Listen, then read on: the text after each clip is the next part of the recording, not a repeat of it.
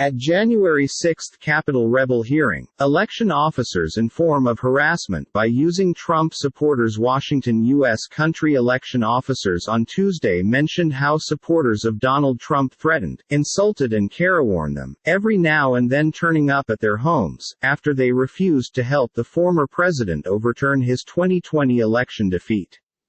The congressional committee investigating the deadly January 6, 2021, attack on the Capitol by using Trump supporters heard how a flood of calls and emails paralyzed operations of the Arizona House of Representatives Speaker's workplace.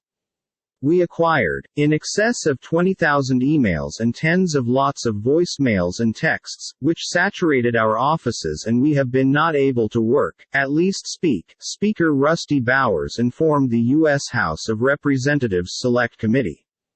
The committee shifted its cognizance on Tuesday to the Republicans' pressuring of nation officers as he sought to stay in the White House in spite of dropping the November 2020 presidential election.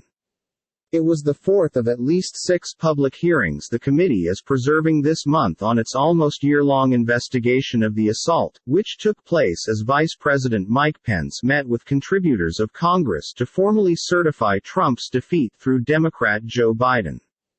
The committee's 7 Democrats and 2 Republicans have used the hearings to build their case that Trump's efforts to overturn his defeat amounted to unlawful conduct, some distance beyond regular politics.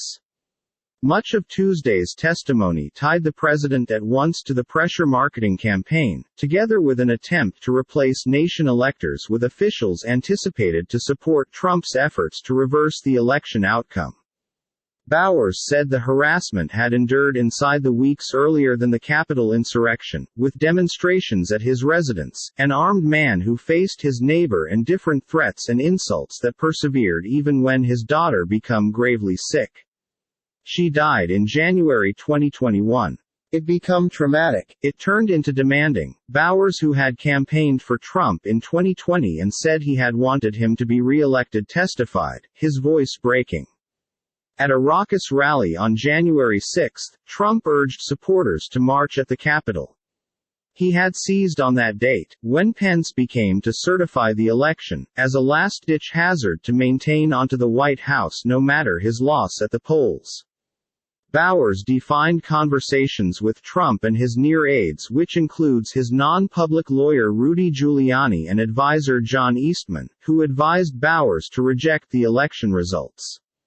"You're asking me to do something in opposition to my oath and I will no longer smash my oath," Bowers said, recounting a communication with Giuliani. The committee also performed audio and video recordings in which close Trump friends and the president himself urged kingdom officials to reject the election outcomes. False allegations. Georgia Secretary of State Brad Raffensperger and Gabriel Sterling, leader working officer on the Georgia Secretary of Kingdom's office, described false allegations Trump and his supporters made about the vote in their kingdom, including prices that hundreds of dead or underage humans had voted. Raffensperger stated the nation had performed nearly 300 investigations into the allegations and determined nothing incorrect. "Every single allegation we checked. We ran down the rabbit trail to ensure our numbers were correct," he said. The committee also heard from Wandrea R. Shea Moss, a former Georgia state election worker who filed match over threats including racist threats to herself, her mother and her grandmother, after Trump centered her with the aid of call following Biden's win in her nation inside the presidential election. "It has turned my life the other way up," Moss said. The FBI instructed Moss's mom, Ruby Freeman, to go away her domestic due to the threats. "There is nowhere I experience secure. Nowhere. Do you understand how it feels to have the President of the USA goal you? The President of America is meant to represent every American, not target one.